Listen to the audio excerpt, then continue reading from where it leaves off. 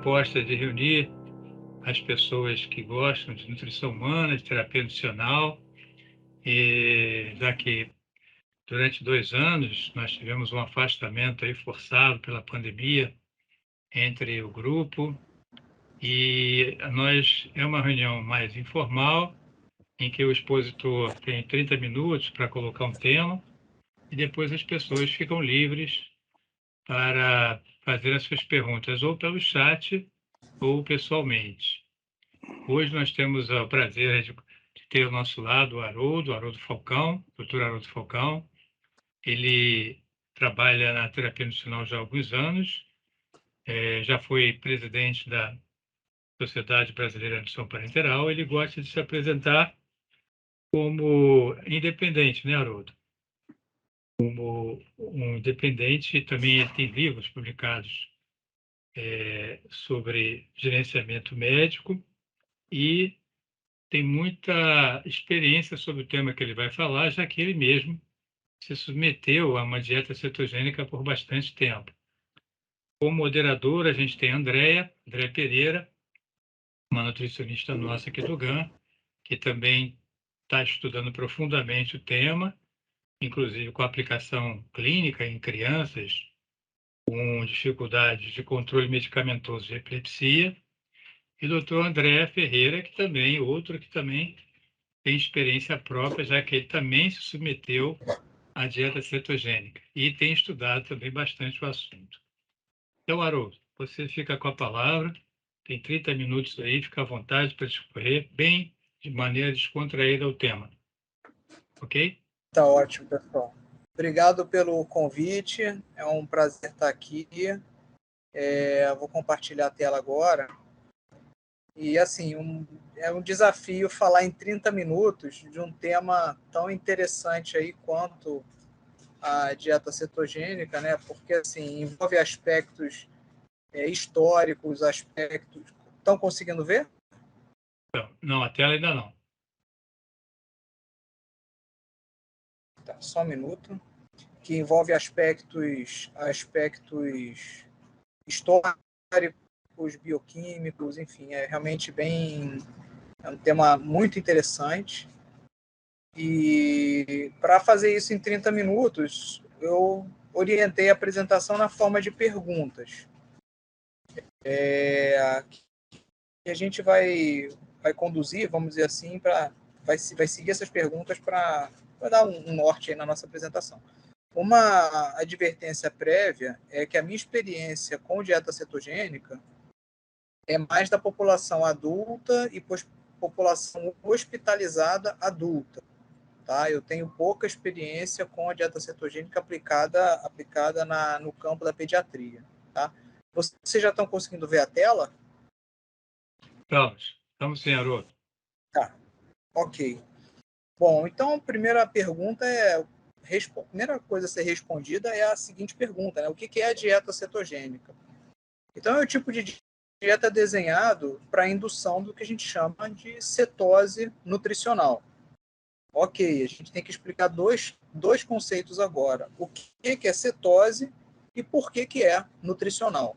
Bom, a cetose é o estado metabólico, é um estado metabólico que decorre, né, de alterações endócrino-metabólicas.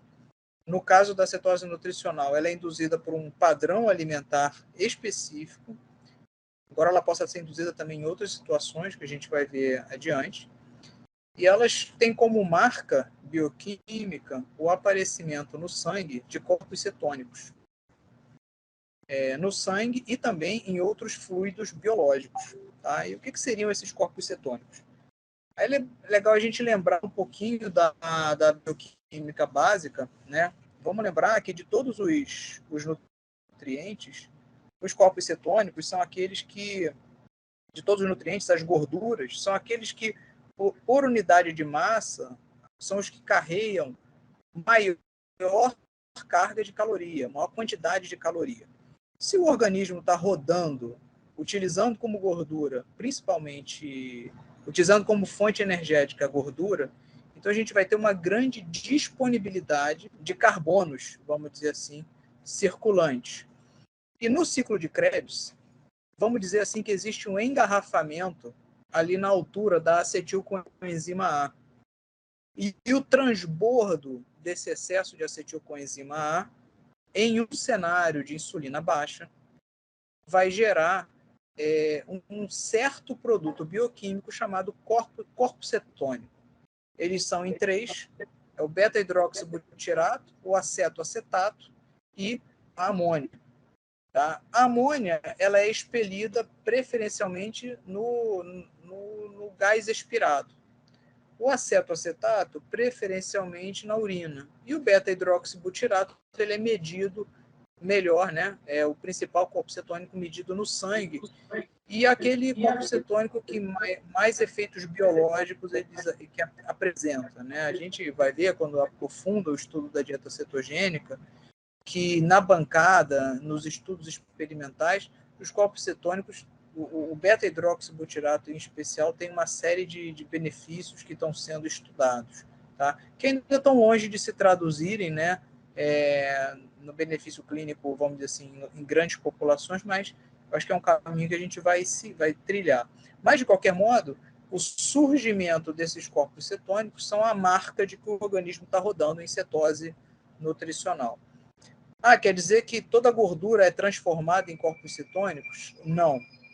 Né? Como esse gráfico mostra bem para vocês, independente da fonte gordurosa, seja ela a gordura endógena, o tecido adiposo, seja ela a gordura exógena, gordura alimentar, você vai ter como combustível principal os ácidos graxos de cadeia longa.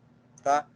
Parte desses ácidos graxos de cadeia longa, ao serem metabolizados, eles vão gerar no fígado corpos cetônicos. O resto continua circulante, como ácido graxo livre, utilizado por muitos outros tecidos, tá? E os corpos cetônicos com a característica especial de poderem passar a barreira hematoencefálica e servirem de nutriente para o cérebro.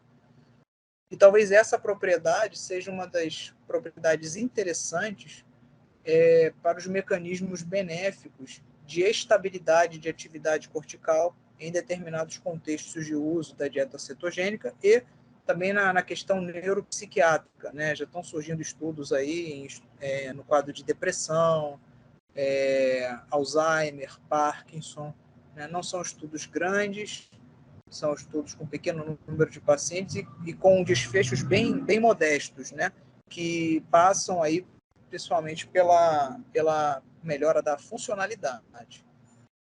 Mas fica aí essa ideia de que essa propriedade dos corpos cetônicos de passar a barreira hematoencefálica explicam, né, os benefícios do sistema nervoso central. Bom, se a gente falou que tem uma cetose nutricional, é porque deve haver uma cetose não nutricional. Falso ou verdadeiro?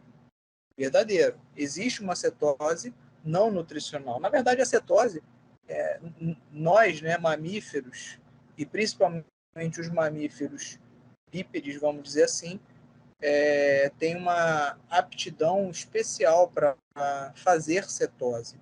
Ou seja, em situações de privação nutricional, privação de fonte calórica externa, né, você recorrer à gordura endógena armazenada.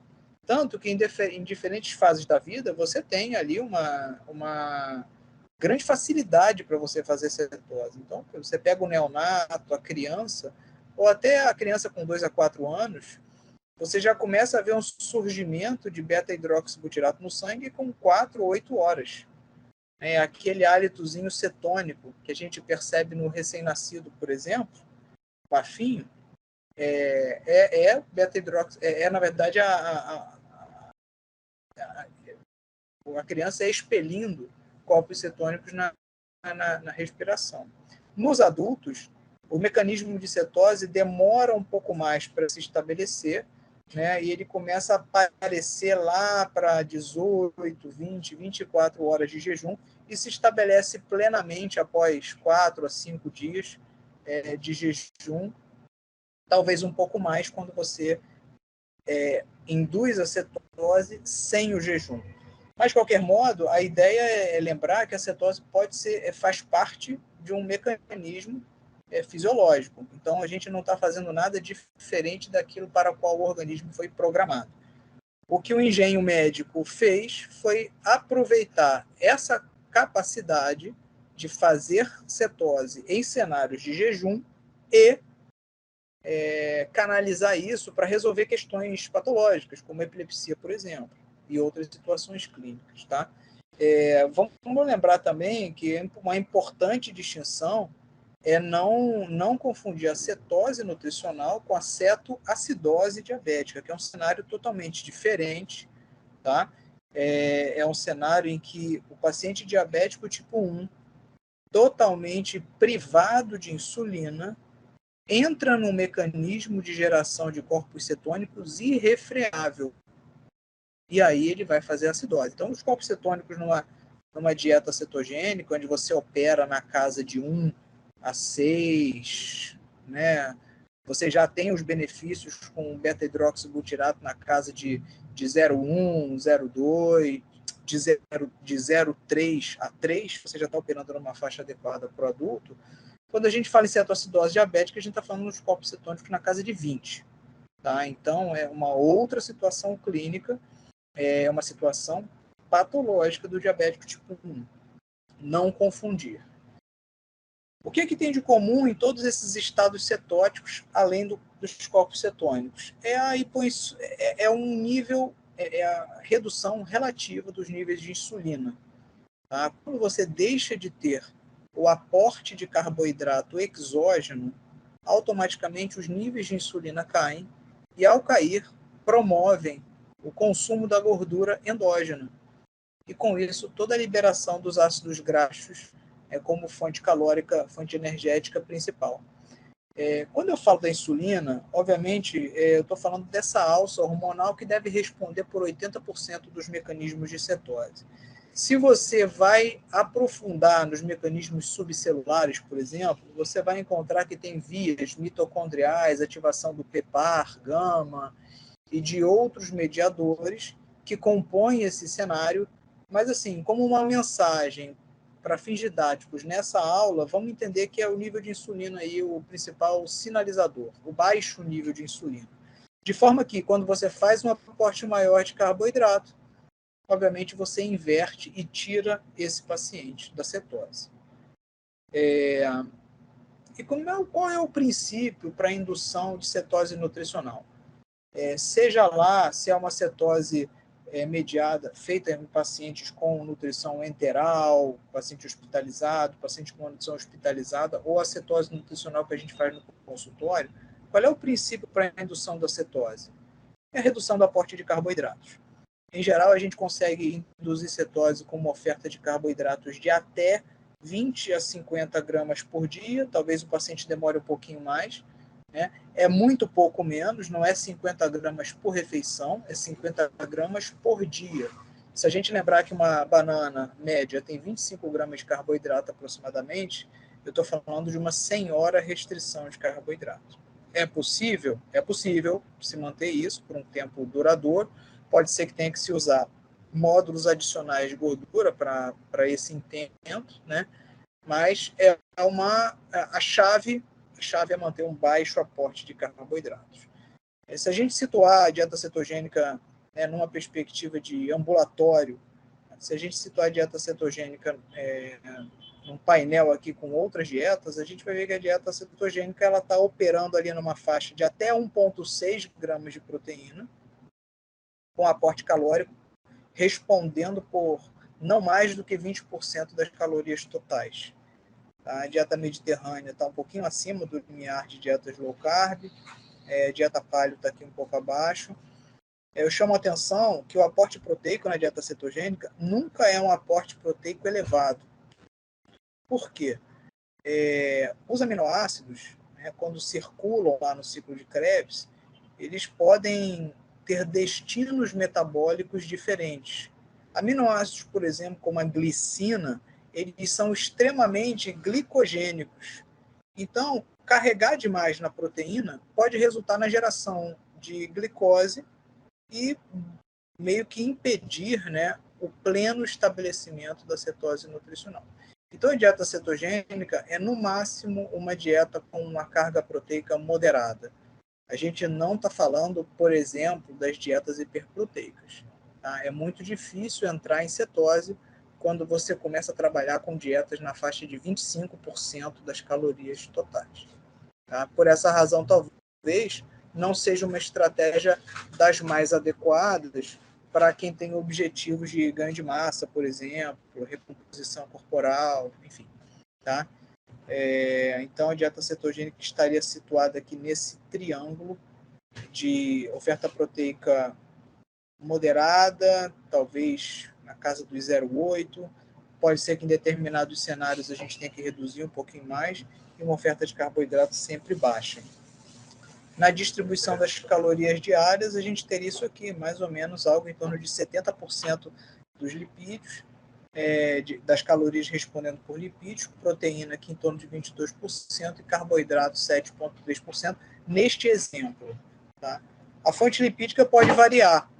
Então, você tem determinadas matrizes de dieta cetogênica que você vai utilizar mais triglicerídeos de cadeia média, por exemplo, menos gorduras saturadas. Então, você vê no ambulatório, no consultório, por exemplo, às vezes o paciente faz uma resposta elevação de LDL, de HDL, talvez é o momento para você mudar o modelo de gordura, para tentar sustentar esse paciente um pouco mais de tempo.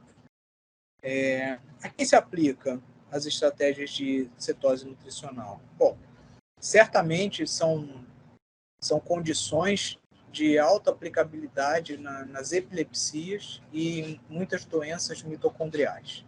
Tá? É o uso clássico da dieta cetogênica, foi descrita pela primeira vez em 1920, né, como tratamento das epilepsias, e foi ressuscitado em 1980, na década de 80, né, com o caso do menino Charlie, né, tem até um filme sobre isso, tá, com a Meryl Streep, tudo por meu filho, vale a pena ler, vale a pena assistir, porque conta a história da ressuscitação, vamos dizer assim, da dieta cetogênica, e que agora, virada do século XXI, você tem ela incorporada ao rol de intervenções para as epilepsias. Tá? Como é uma estratégia nutricional que trabalha com redução dos níveis de carboidrato e, consequentemente, redução da insulina, é especialmente interessante para um uso temporário, né, estratégico da diabesidade, né, dessa família que resulta, que é consequência dos estados hiperinsulinêmicos.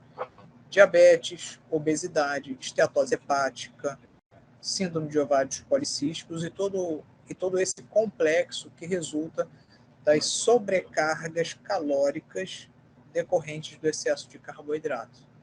Então, é uma estratégia interessante. A gente já começa a ter os primeiros grandes estudos com pacientes que conseguem sustentar por 2 anos uma cetose leve e que conseguiram, com isso, reduzir carga de medicamento. Se não, a remissão até, né, do diabetes.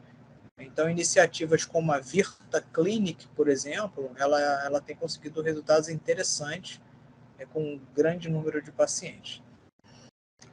A gente tem também uma linha, né, que está se desenvolvendo de estudo da dieta cetogênica em cenários específicos, como o cenário da neuropsiquiatria, depressão, Alzheimer, Parkinson e doenças neurodegenerativas. Ainda tem uma longa jornada a ser trilhada, mas é possível que um composto de redução da carga de carboidrato, beta-hidroxibutirato no jogo, né? Talvez os efeitos anti-inflamatórios desse substrato, enfim, talvez esse conjunto de coisas possa contribuir, né, nesse campo.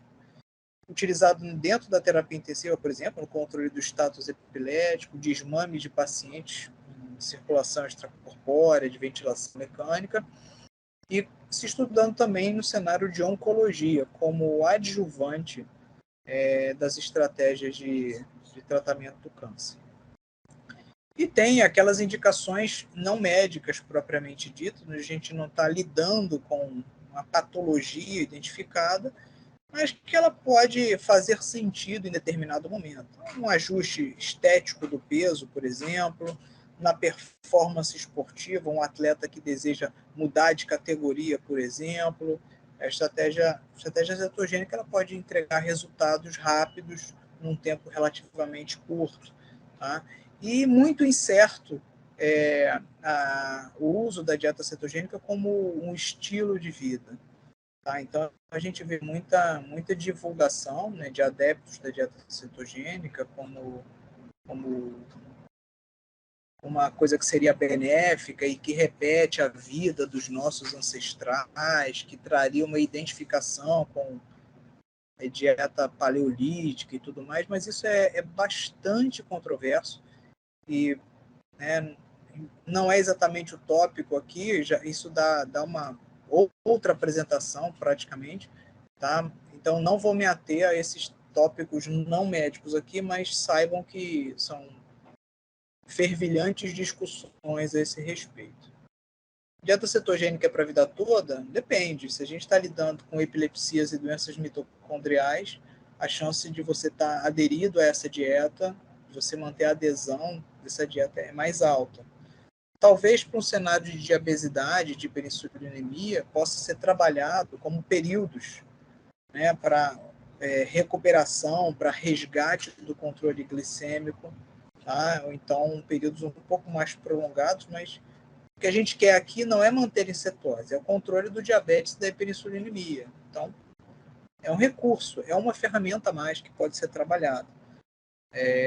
Nos cenários de neuropsiquiatria, CTI e oncologia, talvez a gente esteja falando de usos ainda mais pontuais.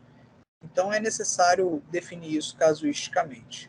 Agora, certamente, entendendo como, para quem entende a dieta cetogênica como estilo de vida, não tem nenhuma evidência, nem nenhum sentido antropológico, histórico, fisiológico para justificar a manutenção da dieta cetogênica, além do gosto e da preferência do paciente.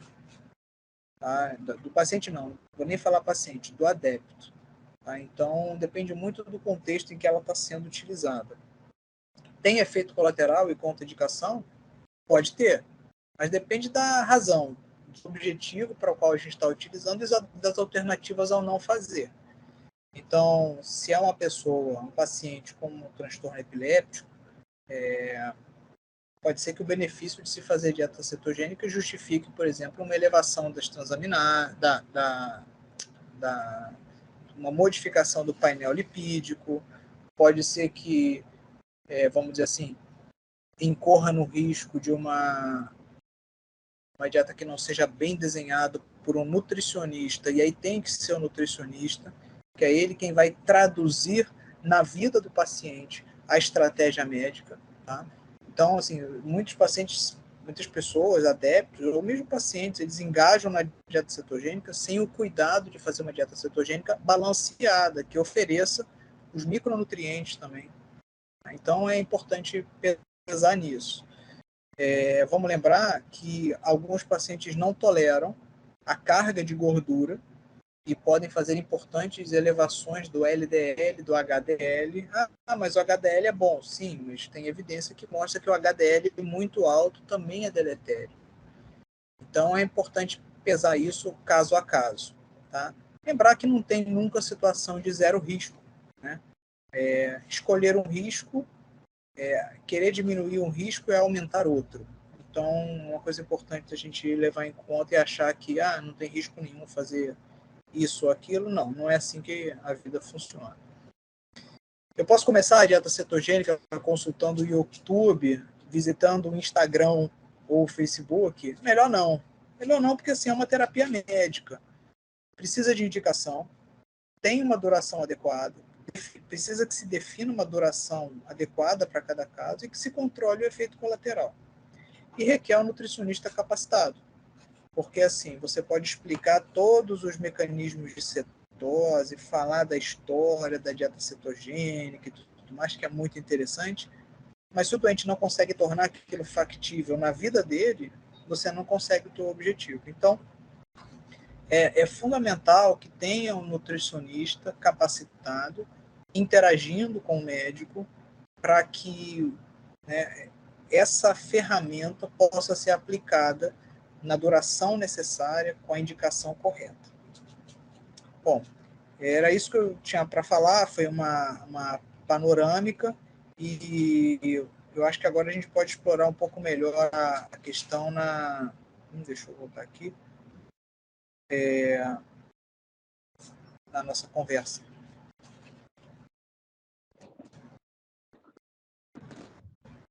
Obrigado, Haroldo. Obrigado pela explicação bem sucinta e bem prática. E agora eu queria ouvir aí os moderadores, começar com a Andréia. Por favor, Andréia, sua Bom, colocação aí. boa tarde, prazer. Uma aula muito didática e muito esclarecedora para as pessoas que trabalham com a dieta cetogênica e não tem, às vezes, o conhecimento dessa parte bioquímica que é fundamental. Até porque a gente lida com pacientes com respostas metabólicas diferentes. Vou falar um pouquinho do público de criança, que é um público que a gente atende com frequência, né? Minha área de concentração, criança e o adolescente, e a gente observa que cada vez mais as crianças respondem à dieta cetogênica, às vezes um leve ajuste do carboidrato, sem entrar numa dieta cetogênica mais aprofundada, a criança já responde se a gente precisar chegar a uma proporção 2, 3 para 1, enfim. Então, é muito importante a gente entender o metabolismo daquele indivíduo, a gente vai iniciar um protocolo com a dieta cetogênica, até porque a dieta cetogênica é um nome muito amplo. A gente tem vários tipos de dieta cetogênica, né? Tem dieta cetogênica modificada, diética, tem 2 para 1, 3 para 1, clássica, 4, enfim. Então, o profissional precisa entender. E eu achei muito interessante quando você falou, Haroldo, sobre a glicina, sobre o controle da proteína na dieta cetogênica. E aí eu quero fazer um parêntese, por exemplo, é muito fácil a gente iniciar uma dieta cetogênica quando o paciente está com acesso por sonda, enfim, a gente consegue ajustar, controlar o paciente de uma forma, né, principalmente criança, uma forma mais próxima, mais fidedigna. Agora, quando a gente fala num cardápio cetogênico, que eu tenho muitas crianças com esse perfil, a gente precisa olhar, sim, com critério para os alimentos e para o teor de proteína. A glicina é um aminoácido mais abundante na maior parte dos alimentos. Então, a gente precisa ter um controle muito grande da ingestão de proteína. Muitas das vezes a criança está em cetose, em algum momento ela descompensa e a gente não sabe por quê, porque ingeriu alguns alimentos que têm uma quantidade maior de alguns aminoácidos, e glicina é um deles. Então, assim, e dieta cetogênica por via oral é uma coisa é possível de se fazer, mas exige um trabalho muito dedicado do profissional nutricionista, porque a gente precisa ajustar cada refeição, cada preparação. Então, isso é fundamental. Então, hoje eu observo que em criança, até pouco tempo, a gente não tinha um protocolo seguro, por exemplo, para iniciar uma dieta cetogênica com criança na primeira infância, com menos de 2 anos. E de 2016, se eu não me falha a memória, o guideline, né, que já nos permite iniciar a dieta cetogênica de uma forma precoce. Claro que em crianças a gente faz isso hospitalizado, independente da proporção que a gente vai fazer, tá? A gente faz um acompanhamento com a criança hospitalizada até que ela entra num estado de estabilidade e possa continuar o tratamento em casa. E eu cada vez mais observo, e são protocolos que é muito difícil, a gente vai chegar a uma proporção acima de 3 para 1. Eu nunca tive uma criança com 4 para 1 com menos de 2 anos, tá? Nunca precisei atingir essa proporção de dieta cetogênica. E a gente observa que, ao reduzir o carboidrato, a gente já tem uma resposta, assim, extremamente importante. Não só no controle das crises, como eu tenho tido crianças com uma resposta cognitiva, assim, imediata, sabe? Então, acho que olhar para os pacientes lá enquanto criança e ver se realmente a gente vai entrar com a dieta cetogênica, é um diferencial para a qualidade de vida ou até mesmo para cura, dependendo do tipo de neuropatia, a gente tem uma resposta muito interessante. E é claro que quando a gente pensa em dieta cetogênica em criança, a gente tem que pensar que é um indivíduo que está em crescimento e desenvolvimento. Então, a gente tem que olhar para as possíveis carências, balanço de todas as vitaminas e minerais, outros nutrientes que possam estar interferindo na absorção um do outro, por exemplo, ferro com zinco, então a gente precisa ver o balanço adequado dos nutrientes. Então é um trabalho que a gente precisa, primeiro, fazer uma anamnese muito adequada, a gente tem que fazer uma bioquímica muito bem apurada para poder fazer um protocolo muito assertivo. Hoje eu tenho crianças com dieta cetogênica em diferentes proporções, por via oral ou por acesso por sonda, e a gente consegue um resultado muito satisfatório. E, inclusive, o tempo, né? Eu tenho criança aí que faz dieta cetogênica há 10 anos e está muito bem, sem intercorrências. Olha que coisa boa. Isso depende do protocolo. É um trabalho em equipe, né? Então, acho que isso é fundamental. André, quer completar? Pode André, falar. por favor. Haroldo, excelente apresentação. A estratégia de Verdade. colocar em tópicos e perguntas e tal realmente foi extremamente didática. Parabéns. Eu acho esse tema de dieta cetogênica sensacional. Acho um tema assim, apaixonante. E eu lamento um pouco que o desenvolvimento das drogas antiepiléticas, né, na metade do século passado, acabaram atrasando um pouco os estudos com dieta cetogênica. Né? Quer dizer, foi uma coisa que foi muito empolgante no primeiro momento, nos anos 20, mas depois ela foi, de fato, abandonada. E aí, agora, quer dizer, a partir dali dos anos 80 e tal, que você começa, de fato, a reestudar a dieta cetogênica, né, do ponto de vista clínico. Eu ia te perguntar uma coisa, assim, de uma forma geral, é muito mais frequente você ver pacientes fazendo dieta cetogênica, de fato, por exemplo, para perder peso, né, ou para controle de diabetes. Você faz algum tipo de monitorização em adulto para pacientes ambulatoriais? Acho que o seu Tá mutado. microfone está mudo. Tá fechado seu microfone. Desculpa, pessoal. Assim, quando eu identifico que o paciente tem o perfil, que tem o interesse, vai se beneficiar de ter o feedback da medida de cetose, eu peço para fazer. Eu peço para adquirir o medidor de cetona. Atualmente, eu acho que no mercado brasileiro é o Freestyle Optium Nel, da Abbott. É o mais fácil de achar. É o mais fácil de achar. Eu já usei fita de cetose para medir o acetoacetato, que não é essa coisa toda. E já usei o soprinho, né? O Keito, que faz a medida da amônia. Da amônia. Da amônia não, da acetona. Acetona. Também é mais... não é tão preciso, né? Se a pessoa precisa de uma... Se é uma cetose com finalidade de perda de peso, não tem uma indicação médica, eu acho que a gente não precisa, não há necessidade de trabalhar, porque aí eu estou falando da experiência do Eric Westman, da Universidade de Duke, que tem um ambulatório todo de dieta cetogênica, foi discípulo do Atkins, por exemplo, né? E assim, eles induzem cetose de uma maneira confiável quando você desenha um plano nutricional com aportes menores que até 20 gramas de carboidrato. E é basicamente aquilo, porção proteica, tá? Tem uma porção pré-determinada, verdura, 2 punhos fechados no dia, uma liberalidade com carnes mais gordas, com proteína animal mais gorda, e uma porção, um punho de carboidrato de legumes com baixo teor de carboidrato. Em que pese toda variação que pode ter, se você adere a esse padrão alimentar, você consegue induzir cetose em até uma semana. Talvez demore um pouco mais, mas é o que o ambulatório, o que o grupo do Eric Westman usa, e que é o que eu repito também nos pacientes. Não é fácil para muitos pacientes que têm vamos dizer assim, que tem um padrão alimentar muito baseado em carboidrato, e principalmente carboidrato refinado.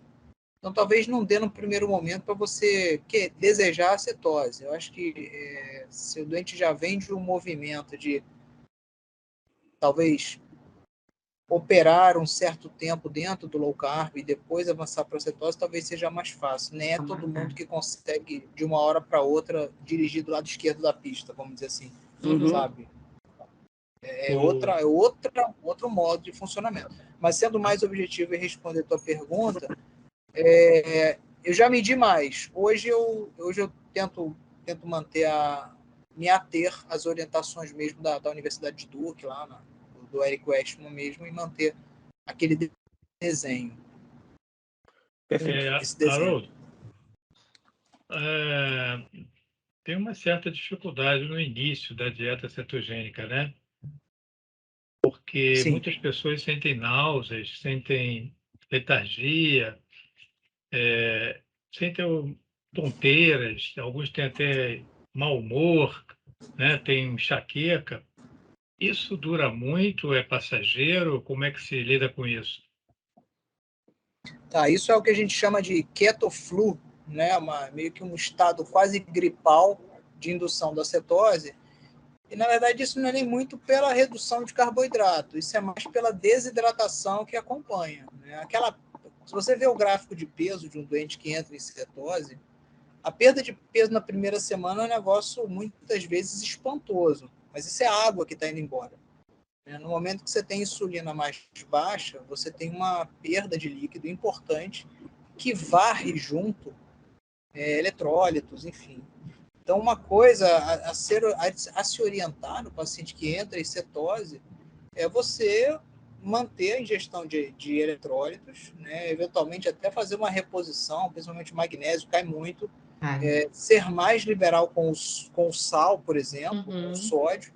Eu me lembro, quando eu comecei a fazer a cetose, eu acordava todo dia às 3 da manhã com cãibra.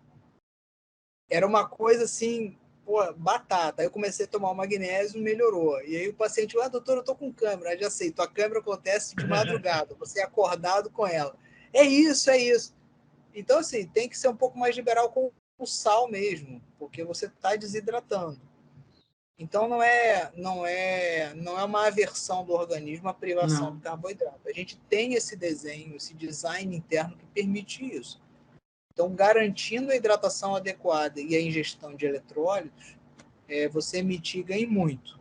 E é uma fase. Isso, ao fim da primeira semana, o paciente já está adaptado. Inclusive, né, doutora Haroldo, os primeiros estudos de dieta cetogênica, onde indicavam ter uma restrição de líquido, porque corria o risco de dificultar a indução da cetose ou quebrar, isso já caiu por terra.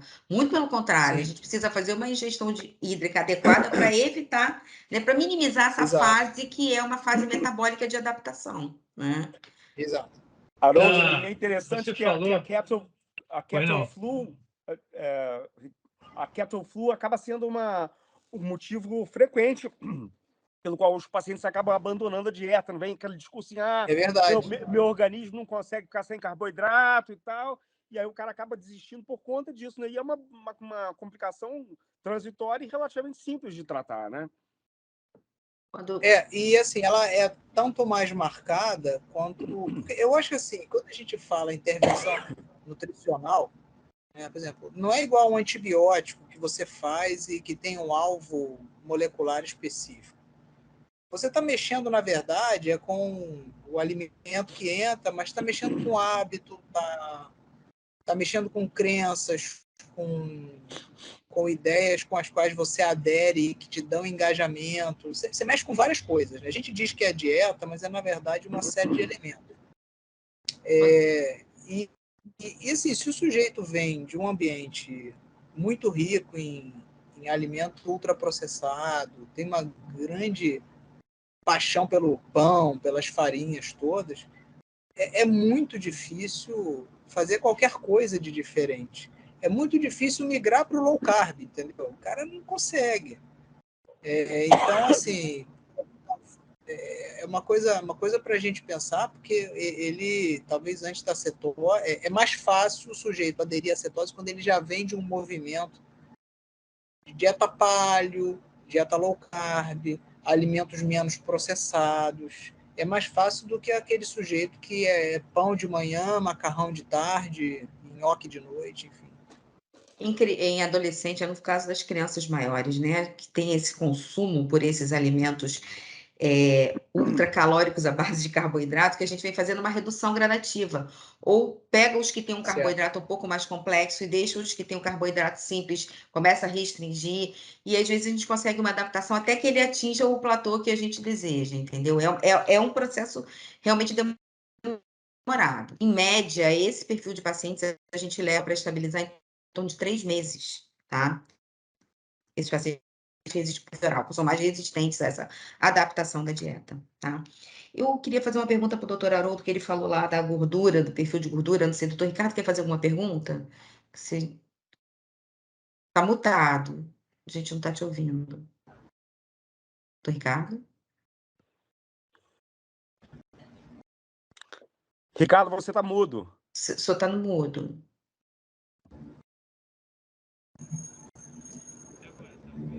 Está muito baixinho. Vê se o seu... Melhorou? Não.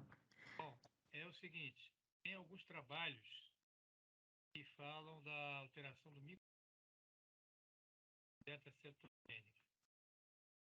Seria muito benéfico para a tireoide, diminuir. Você tem alguma informação? Meninas do apoio, podem dar uma ajuda lá, doutor Ricardo, que o som dele está muito ruim. Aí, continua. Enquanto o senhor resolve, vou fazer uma pergunta aqui, doutor Haroldo.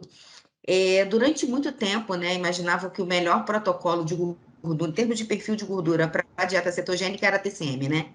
Isso nos primeiros estudos. E a gente tem observado, pelo contrário, os estudos têm mostrado que uma dose adequada de TCL, inclusive com ácidos graxos como ômega 3, né, e adicionando doses adequadas de L-carnitina, a gente tem uma resposta muito melhor nesse processo de adesão do paciente, aceitação, indução da cetose. Eu estou te falando isso porque quando a gente pensa em criança, quando a gente começa um protocolo de dieta cetogênica para criança, é uma limitação usar TCM. Porque é uma fonte que é ruim, a criança fica muito nauseada, ela tem uma baixa aceitação ao cardápio, então a gente sabe que quando a gente utiliza a dieta cetogênica com um perfil adequado de gordura de TCL, adicionado de ácidos graxos como ômega 3 e associando doses adequadas de carnitina, né, para ajudar nesse processo de carrear o ácido graxo de cadeia longa, a gente tem uma resposta muito boa. Inclusive, na verdade, todos esses pacientes no quadro de epilepsia, o ideal é que se avalie muito bem a suplementação de carnitina, porque em muitos anticonvulsivantes você tem a perda da carnitina. Então, eu queria que você falasse um pouquinho dessa diferença da gordura nesse processo da indução da cetose.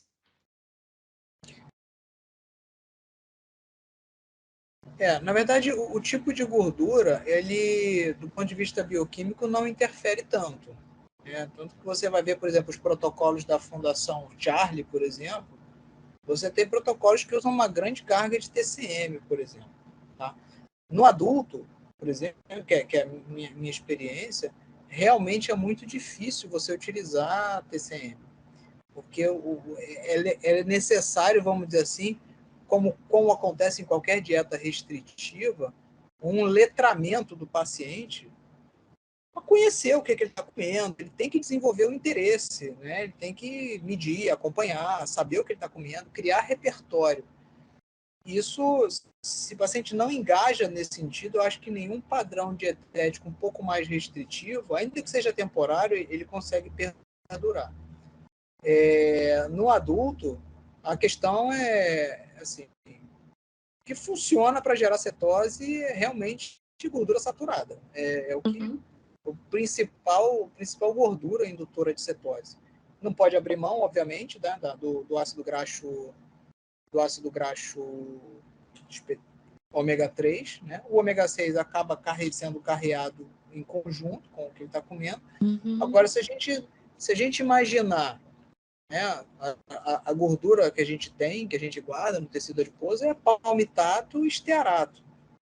Carbono 16 e carbono 18. Exatamente. Cara, é gordura saturada de animal, entendeu? De bicho. Então, vamos dizer assim, é um importante participante desse tipo de da indução de cetose, né? A gente quer a gente quer repetir, através da dieta, um padrão metabólico típico do jejum. É como se a gente quisesse manter o doente num jejum alimentado, vamos dizer assim, um período prolongado. Né? Então, eu acho que a gordura aí é um diferencial e, como você falou, se você... A carnitina, ela está presente principalmente em proteína animal.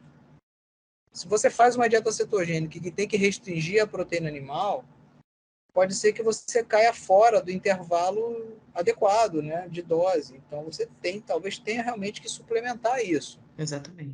Principalmente numa criança que está usando isso com uma finalidade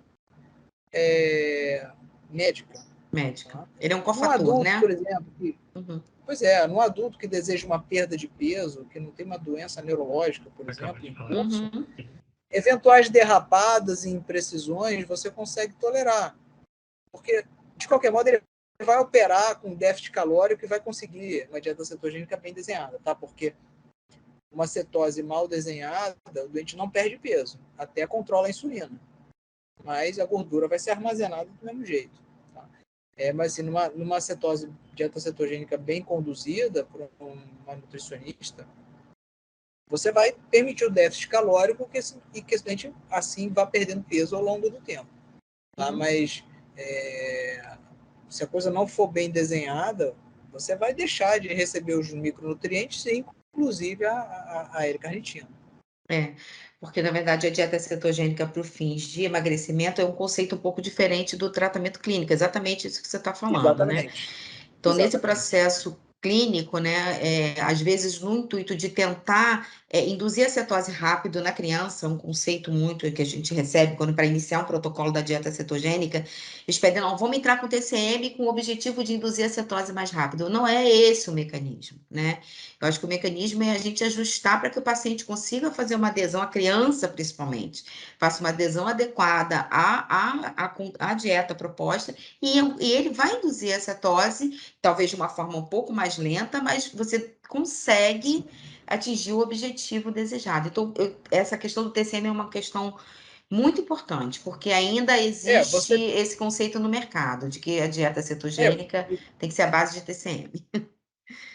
Não é isso. E assim, como você falou, né? Você tem mecanismos que podem acelerar a indução de cetose. Então, por exemplo, o TCM em especial, né, o C8 e C6, o caprílico e o capróico, eles são dos ácidos graxos aqueles que mais facilmente geram corpos cetônicos, porque corta a molécula no meio e vai para acetilcoenzima A rapidamente.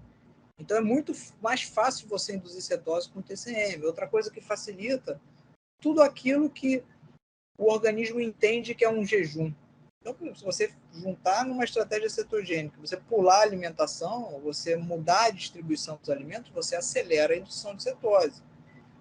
No adulto que não tem a preocupação médica, tem uma questão neurológica em curso, precisa garantir uma estabilidade do córtex, assim, acho que dá para lidar com isso, entendeu? Agora, numa criança, onde os intervalos são mais estreitos, certamente você tem que ser mais cuidadoso e conservador. na indução da cetose, com certeza. Sim.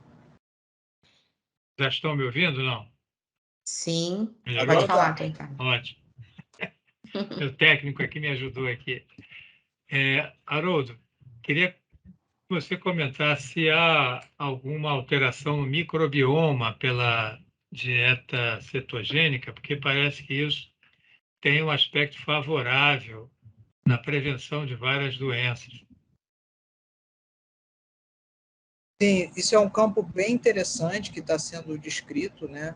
É engraçado que, por um lado, você tem a presença dos carboidratos que meio que dão a marca das fibras, né? Que dão a marca do teu comportamento de microbiota intestinal. Mas quando você faz um padrão cetogênico, você tem mudanças realmente interessantes que, assim, podem ser convenientes, por exemplo, como um adjuvante no paciente obeso, que já tem uma flora modificada para pior. Tá? Alguns estudos que avaliam, por exemplo, o autismo, dieta cetogênica, eles veem um perfil microbiológico diferente, que tem um potencial benéfico. Assim, a minha opinião, acho que a descoberta aí do microbioma e desse universo que existe aí no nosso intestino abre uma porta, uma avenida de investigações, entendeu? Só que a gente não sabe exatamente como induzir na direção correta, da maneira correta, quais as bactérias. Então, acho que, por enquanto, eu acho que em algum momento a gente vai conseguir um mapeamento, e aí você já tem hoje em dia os mapeamentos da microbiota fecal, a genômica, né, que você faz das fezes, que é bem interessante, traz resultados que você nem imagina, traz bactéria que você nem nunca estudou e que, de repente, você está conhecendo agora. Então, a Quermanásia, que está relacionada à produção de muco, que é meio que uma bactéria para outras bactérias se instalarem. Então, isso é uma dinâmica muito complexa. Eu acho que os estudos, por enquanto, são estudos de associação, são mapeamentos, estudos exploratórios. Eu acho que a prudência pede que a gente, vamos dizer assim, deixe a série andar para nos próximos capítulos a gente entender como manipular a microbiota. Via de regra, assim, como você está utilizando um padrão alimentar que tem menos carboidratos, faz um certo sentido na minha cabeça a gente ter uma adição ou de alimento fermentado ou de probiótico. Tá? Faz um sentido para mim. Nunca li nenhum estudo de que o acréscimo realmente tenha a força para induzir mudanças de microbiota na direção que a gente quer, com a intensidade que a gente quer, e se isso perdura também. Tá? Na linha infantil, a gente tem associado probióticos com excelentes resultados. Algumas cepas Eu acho que é uma específicas. boa prática. Eu colocaria que é uma boa prática. André, vai fazer alguma pergunta, André? Não, tô. Excelente apresentação, Haroldo. Muito bom, parabéns. Foi mesmo. A outra linha de pesquisa em relação às doenças cardiovasculares, né? Parece que há uma grande vantagem, né? Pelo menos naquelas pessoas com síndrome metabólica, com risco cardiovascular alto, diabético, hipertenso, em que a dieta cetogênica diminuiria esse risco cardiovascular. Você quer comentar alguma coisa sobre isso? Realmente, assim, a dieta cetogênica ela muda muito o painel metabólico do doente. Então, você tem insulinas que eram... O doente chega no consultório com 30 de insulina, cai para 8, vamos dizer assim. Muda totalmente, perde peso, sai da síndrome metabólica. Então, é bem interessante em alguns doentes, mas assim, não é todo mundo que reage bem. Então, tem principalmente um subtipo de doentes, o chamado Lean Mass Hyperresponder, o hiperrespondedor de massa magra. Esses caras, eles vão para a LDL de 190, 200, 250, o HDL vai para 98, 120. E aí, uma das coisas que estão sendo estudadas, e aí já tem estudo, tem um estudo em curso, conduzido pelo David Feldman, que eles avaliam se neste paciente, sem os outros fatores de risco típicos de uma população norte-americana, se o cara seco, com baixa massa gorda, se esse cara que responde com hipercolesterolemia, se essa hipercolesterolemia é maléfica ou não. Tá? De forma anedótica, essas pessoas fazem score de cálcio coronariano, e você não vê placa. Então, assim, talvez a gente tenha no futuro, à medida que esse caminho for sendo estudado, a gente vai poder entender melhor e talvez ter uma visão um pouco mais liberal a respeito dos níveis de gordura. Por enquanto, é um tópico de muita discussão, porque toda a medicina, cardiologia principalmente, ela vem da ideia do LDL como motor da doença coronariana. Um dos motores, né, da doença coronariana. E aí isso é bastante é uma coisa que precisa ser estudada profundamente, porque a gente não sabe, por exemplo, nesses respondedores de massa magra, como é que vai ser daqui a 10 anos. Né? Então, é uma grande lacuna que existe no conhecimento médico. Então, assim, a questão do risco cardiovascular mais imediato tem o benefício da você tirar o doente da síndrome metabólica e reverter a hiperinsulinemia, e no longo prazo, um outro ponto importante é entender o significado aí dos hiperrespondedores de massa magra. Também uma coisa interessante em relação aos atletas, né, que estão usando a dieta cetogênica. Agora, na Clínica Nutrition 2021, tem um trabalho exatamente comparando exatamente isso. Não é exatamente atleta, mas pessoas de meia idade que fizeram ou a dieta cetogênica ou o outro grupo que não fez. E comparou a força, a composição corporal e o perfil de hormônios e lipídio.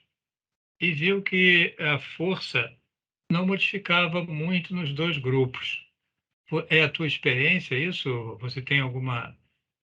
Já acompanhou pessoas que fazem exercícios com dieta cetogênica? A minha experiência não é tão vasta a ponto de eu poder ter uma série de casos significativos. Mas, assim, eu fico preocupado, principalmente na população que já passou dos 40 e que vai enfrentar um outro problema mais na frente, que é a sarcopenia, a gente trabalhar de forma contínua e duradoura dentro de uma matriz cetogênica. Eu acho que ainda é válido a gente, vamos dizer assim, fazer períodos de cetose, é válido utilizar de maneira pontual, algumas vezes por ano, por exemplo, fazer um jejum ou uma estratégia cetogênica, mas o uso continuado, eu fico preocupado com a massa magra, principalmente do pessoal mais idoso. Tá? Então, eu tendo a não... Eu acho que o ganho tem que ser em outros terrenos. Tá? ênfase no exercício físico, no ganho de massa, que a gente consegue melhor tendo carboidrato em cena. Tá? Para os atletas, realmente, por exemplo, o estudo clássico do Volek, por exemplo, onde ele pegou o pessoal do Tour de France, eram atletas de endurance, né, de longa duração. E assim, faz sentido você pensar na cetose como um dos mecanismos de sustento energético para os caras de longa duração. Agora, eu não sei se é a melhor estratégia para os atletas de explosão, por exemplo. Tá? Talvez a cetose faça sentido para você mudar de categoria. Então, você vai mudar de categoria, por exemplo, lutador de MMA, precisa mudar de categoria. Um curso de dieta cetogênica pode ser interessante, porque há realmente uma preservação de massa magra se você mantém atividade física e garante a carga proteica mínima. Mas o uso duradouro, eu acho, vamos dizer assim, é um espaço de muitas restrições, que são tantas restrições que sobra um espaço muito preciso que acho que ninguém consegue se manter de forma duradoura. Né? Uma coisa importante, uma coisa que fala a favor também do uso estratégico da cetose nutricional, em determinados cenários profissionais, do tipo atirador de elite, solda subaquática, astronauta, onde você, em situações de hipóxia, você estar em cetose, você fica melhor prevenido. Então, é uma coisa para se pensar. Né? Então, você tem o professor Dano Agostino, ele é vinculado à NASA e faz alguns estudos com situações extremas, e ele utiliza realmente a dieta cetogênica como uma estratégia para esses cenários antifisiológicos, coisa possível. E tem também, que aí a gente não está falando propriamente da cetose nutricional, mas é o uso de suplemento de beta-hidroxibutirato para ser ingerido durante prova, como suplemento energético. Então, você já tem, por exemplo, MV alguma coisa, você tem suplementos que você compra, garrafinhas de de, de corpos cetônicos, né, de beta-hidroxibutirato, liquefeito, que você bebe, faz um boost de beta-hidroxibutirato no sangue, sem necessariamente estar em cetose nutricional, e esse beta-hidroxibutirato pode ser utilizado, por exemplo, numa prova de endurance. Então, tem alguns desdobramentos que você tem que isso aí na performance física. Mas minha impressão, minha opinião, que nesse cenário do doente, à medida que a situação clínica vai aumentando a preocupação com a preservação de massa magra, a minha tendência para indicar a dieta cetogênica vai caindo. Muito bem. Haroldo, uma questão, uma pergunta pessoal, mas quando você estava fazendo uma dieta cetogênica, você chegou a perceber alguma modificação da sua disposição para exercício físico? Sim, aí não é ciência, né? Aí é anedota, é um relato de caso. Perfeito. Notava assim, um foco maior para algumas atividades. Tá? Eu percebia isso, uma certa capacidade melhor, mas assim, eu ficava uma pessoa intratável. Porque, por exemplo, o jejum para mim era muito sofrido. Então, eu queria fazer para ver o resultado lá da coisa, mas assim, você tem drawbacks aí no meio do caminho, né? Então, eu acho que você tem que encontrar um meio termo. Mas eu acho que, assim, por uma estratégia, você vai ter uma grande apresentação, vai ter um momento que você precisa estar focado, por que não tentar? Por que não se permitir fazer uma redução um pouco do carboidrato, ver como você funciona? A gente tem uma vida inteira para experimentar esses padrões alimentares. Então, acho viável a gente fazer isso. Mas, respondendo de forma mais específica ao que você me perguntou, eu tenho a impressão de estar mais focado para algumas atividades quando eu estava em estado de cetose. Perfeito. Bom, André, você também tem que falar da sua experiência. Não, eu perguntei exatamente por isso, porque, na verdade, assim, me lembro de sobretudo, talvez no primeiro mês, eu fiz por um período relativamente curto, né? Eu tinha o objetivo exclusivo de perda ponderal, perdi uma quantidade de peso bastante grande, em cerca de pouco menos de 4 meses, e aí depois enfim, saí da dieta. Mas eu me lembro da minha disposição para exercício, por exemplo, cara, era uma coisa, a minha sensação é de que eu, assim, eu podia fazer horas e horas de exercício sem nenhuma dificuldade, assim, como? E tinha um ímpeto, sabe como? Queria fazer exercício. Eu achei muito interessante isso também, obviamente, um relato de caso, né? Mas a modificação, para mim, foi notável. Assim. No caso que eu falei do trabalho, eles eram submetidos foi só 2 meses, né? E eram exercícios de endurance, não eram exercícios de explosão, né? Exercício de explosão, acho que o carboidrato ele é fundamental, né? Bom, nós estamos chegando ao fim aqui da nossa discussão. Foi muito agradável, foi muito leve e grandes informações. Eu queria que cada um tivesse 1 minuto aí para fechar com as suas observações. Vamos começar pela Andréa. Andréa, por favor. Desculpa, estava mutada. Suas observações finais. Tem 1 minuto, Andréa, rapidinho. Eu sou apaixonada por dieta cetogênica, né? Como meu público é criança e adolescente com neuropatias, com epilepsia, difícil controle por doenças de base, então, assim, a conduta muda bastante em relação ao do adulto, né? Eu acho que a gente tem aí um trabalho um pouco mais difícil, direcionado. Mas eu acho que, assim, é uma terapia que vem evoluindo muito e eu acho que é um futuro para muitas doenças, não só para a epilepsia de difícil controle da criança ao idoso, né? Então, eu acredito que tem muita coisa para acontecer aí ainda. Parabéns, doutor Haroldo, foi excelente. André. Obrigado. Como o Haroldo observou logo no início da apresentação dele, de fato, fica impossível cobrir todos os aspectos de dieta cetogênica em apenas meia hora ou 1 hora, como a gente já está aqui falando, né? Por exemplo, o emprego de dieta cetogênica no mini mundo tem um monte de outras, no mundo pediátrico, tem um monte de outros aspectos, inclusive sobre desenvolvimento, crescimento da criança e tudo mais, que são aspectos bastante interessantes também. Mas, de qualquer forma, é um assunto apaixonante. Né? Haroldo, meus parabéns mais uma vez pela apresentação, tá? Foi muito bacana. Obrigado. Haroldo, suas observações finais.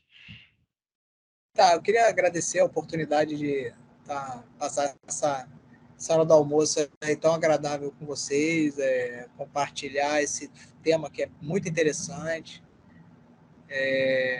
e aprender um pouquinho aí a experiência do pessoal da pediatria, que é uma área que realmente eu não tenho conhecimento, né, vivencial, que é legal sempre esse momento de interação, e parabéns ao GAN e ao Dr. Ricardo por promover esse encontro. Obrigado, Haroldo. Obrigado. E queria convidar a todos para a próxima apresentação na última semana do mês. Vai ser a nutricionista Nara, que vai falar sobre a microbiota na saúde e na doença. A gente encerra aqui, agradecer a vocês três. Acho que não teve nenhuma pergunta, assim, a da Carnitina já foi respondida. E muito obrigado, Haroldo. Obrigado pela sua disponibilidade de reservar esse horário conosco. Eu sei que é difícil, né? As muitas atividades que todo mundo tem. Queria te agradecer muito e queria te convidar para você vir aqui, já que roubamos o seu almoço, para você almoçar com a gente, né? Seria uma Com certeza. Vamos programar isso. Tá ótimo. Ok. Boa tarde para todos. Até a próxima. Legal.